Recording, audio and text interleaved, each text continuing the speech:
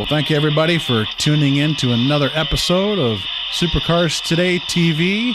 And I don't know about you, but I'm excited because today I've got on the show a guy that is a legend of ARCA, a champion in ARCA that a lot of people may not remember, but I certainly do. Ohio's Jody Gara. Thank you for being on the show, sir. Hey, Kevin. Thanks for having me. I appreciate you having me in your home. We're outside of Indiana here in southern Ohio, and we're going to do a little bit of bench racing here. We're going to have a few segments, and appreciate you tuning into each of them. And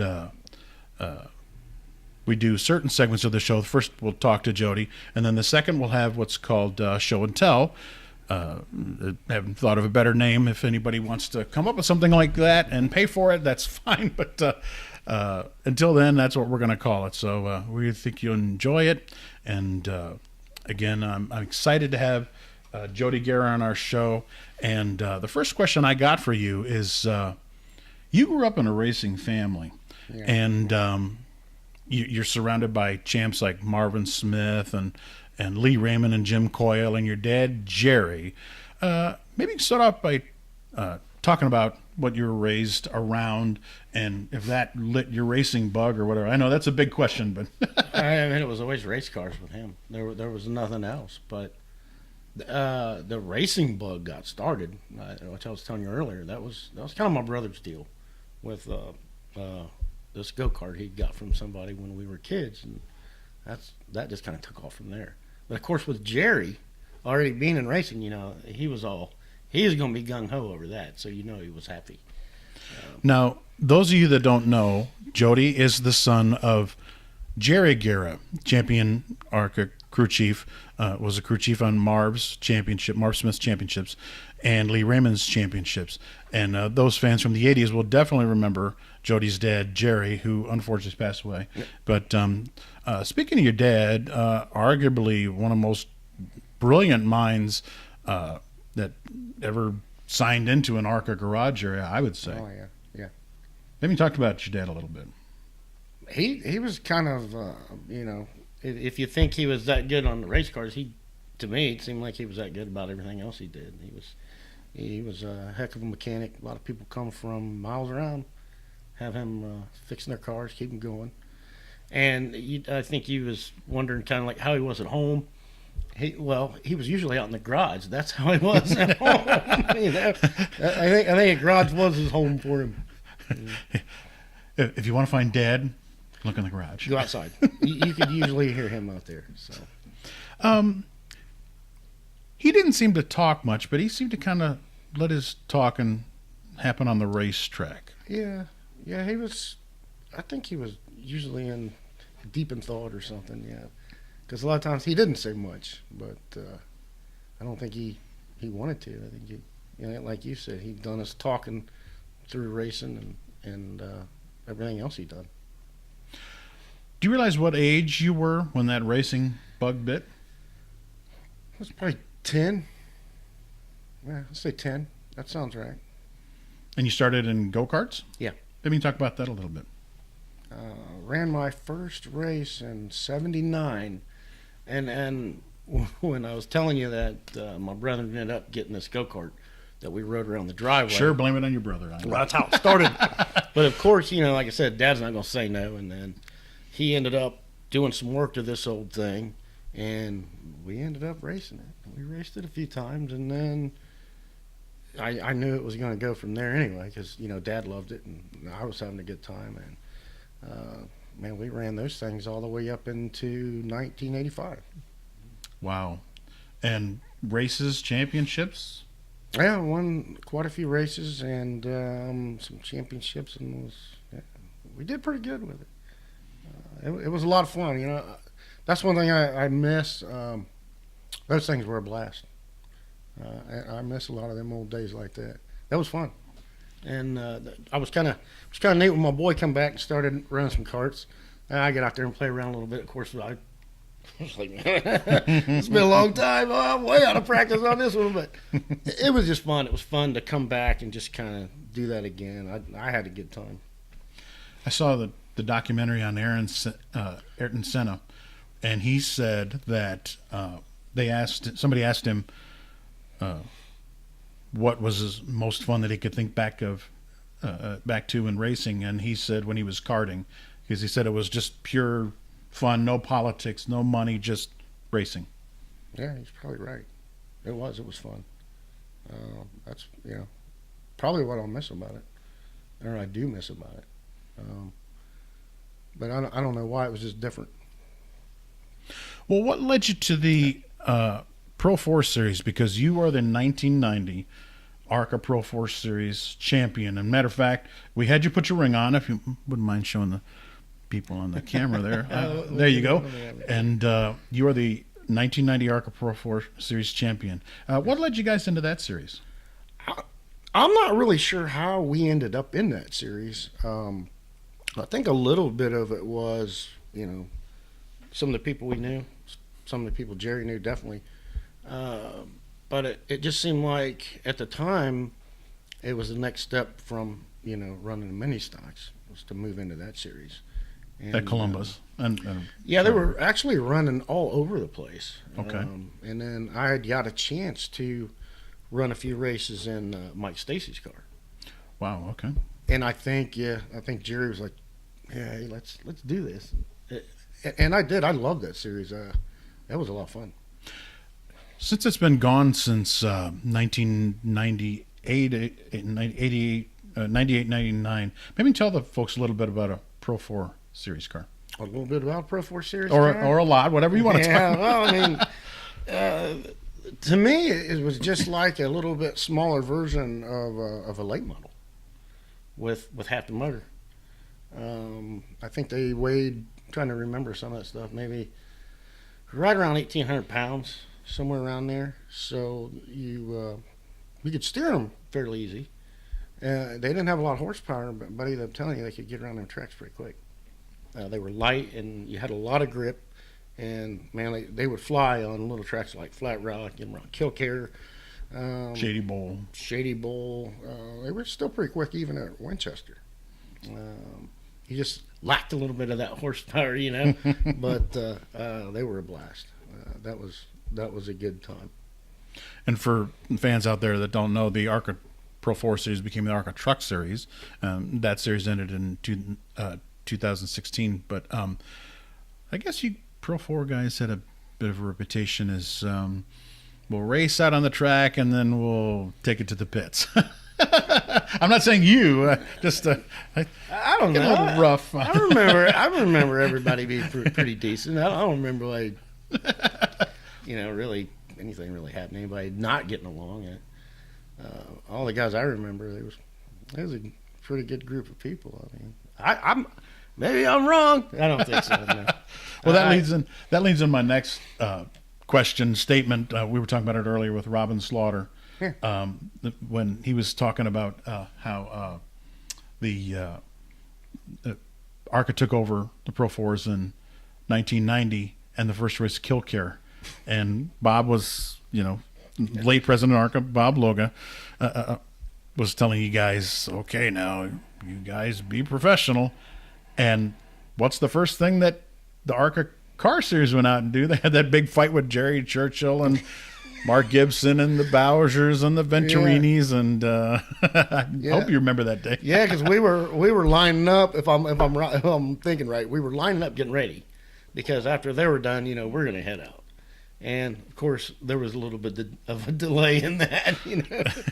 A lot. Yeah, we get lectured on being professionals. It was kind of comical. But.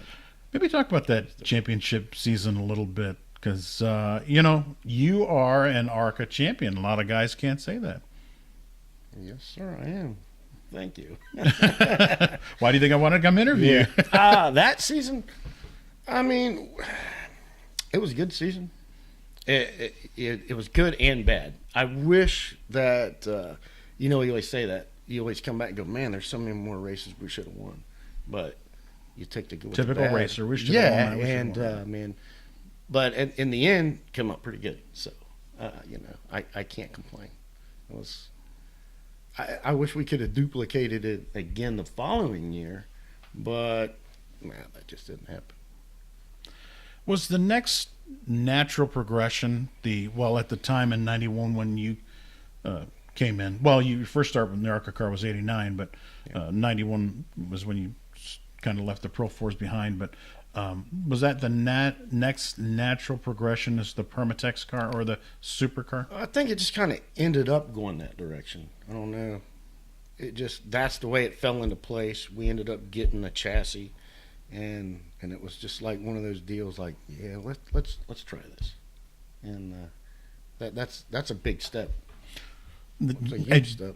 Yeah, and that's kind of what I was wondering, because to go from a Pro-4 to a Permatex car, I'm sure that's the way ARCA had it, planned out, late models or figure eights or, Pro-4 or whatever. But then, let's get them into the Permatex car, get them some experience with the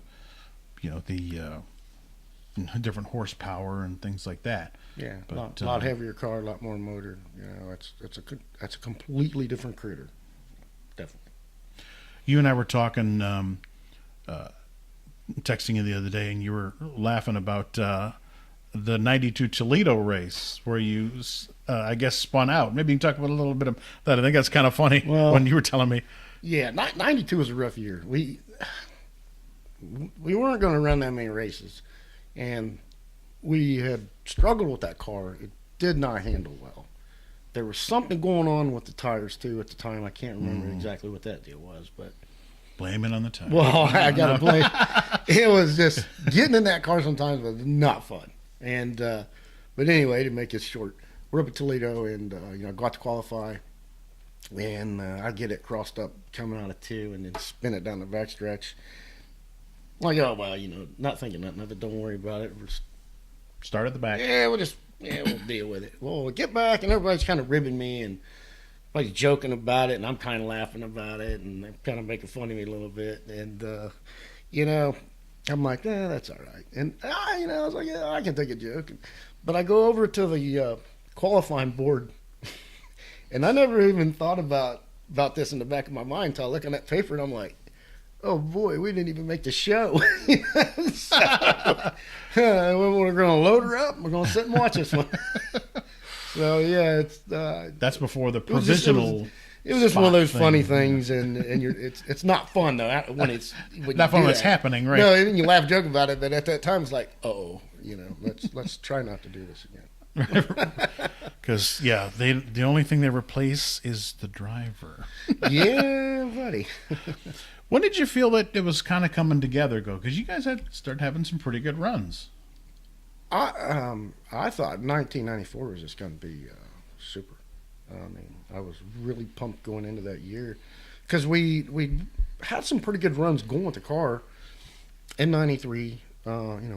Struggled, and then Dan come along, and we got a sponsorship. We got, hey, this looks pretty good, and it just seemed like it was a struggle though from the start. I don't know why, but you're right. And that's what gets aggravating is you have really good runs and then something happens, and that's just something you got to deal with, and it just makes it worse. It gets frustrating. You're watching Supercars Today TV. We appreciate you joining in, and our guest today is Jody Gara, 1990 ARCA Pro4 Series champion and former ARCA Supercars Series competitor. At the time, his last season, it was called the Bondo Marhide Series, but when you started, it was the Permatex Series. Then it went to Supercar Series. Then it, for a little while, was the Hooters Cup Series, back to the Supercar Series, and then into the Bondo Marhide Series, and that was it. But 93, you talked about Dan Valdorf a little bit. Yeah. It was 93 when he came in? Yeah. Come in, started, got some sponsorship from him in 93. We didn't run a whole lot, and the thing, and I'm glad he came along, because if he wouldn't have, I don't know if we'd have been there in '94. To be honest with you, we were hanging on in '93, and then we had lost a motor on dirt out at I think it was Springfield, and that's when we were pretty much done. So we were just gonna have to see what was going to happen, and luckily it kind of worked out. J.D. Dankin is Dan's company, construction company, and he was one of our advertisers with Supercars Today, the magazine that I had published in the 90s, and Dan, if you're watching, appreciate it. But Dan, typical construction guy, but good guy, very helpful, and I assume is ready to, full speed ahead. Yeah. Like I said, I wish it would have went as good as I thought it was going to. I mean, it did look good. I mean, the first race of the year, we go to Pensacola, and we struggled a little bit with some little silly things, but the car was fast. We were running third in the race, and I was like, man, we're finally gonna have a good year here. And Pensacola's rough too. That's a rough surface.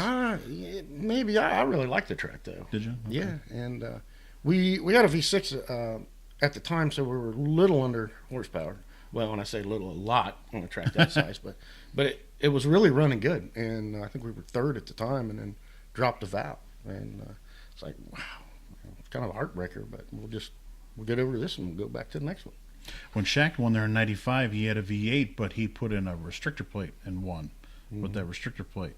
So, but you guys probably, I don't know if you had any 8s, but yeah, we hadn't run some. But on the nice thing about that was, if I'm not mistaken, we never had to worry about fuel.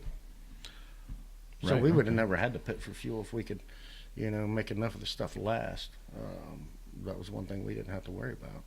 We didn't get that far. So. Well, Killcare, you had a 5th, which became your best supercars finish, which, looking back to me as the champ I remember you as, I can't believe you didn't have more than that 5th. I'm shocked. I think we had a 5th at Salem in '92. Okay. That's because we was talking about '92. I was talking about '92 being a rough year, that thing not handling. But we worked on that car, and at the end of '92, kind of got that thing going pretty good. And we actually ran pretty good at Salem, and then kind of progressed from there. But yeah, what do? You take the good with the bad. Well, in that year at Killcare that I was talking about, you sat on the outside of the front row in the it's still summertime, but we call it the fall race, even though it's middle of July. Yeah. And that didn't go well coming out of the back stretch. No. we thought, is Jody still going to be here after looking at that car? No, that didn't. That was one of them really, really good nights. I thought it was even going to be better because I was like, yeah, we had the pole for a long time. And then Calzo comes out and just takes it from us, and I'm like, oh, man. But we still, ran decent, and I didn't expect to have that happen. But, it's a bummer. And I always wondered, I'm like, how do you completely destroy a car on a track that size? And, I didn't think you could do it, and, yeah, we did. Well, you're watching Supercars Today TV. This is the end of segment 1, and we have our guest, Jody Gara, and we'll return for segment 2 in just a moment. Please tune in. Thank you.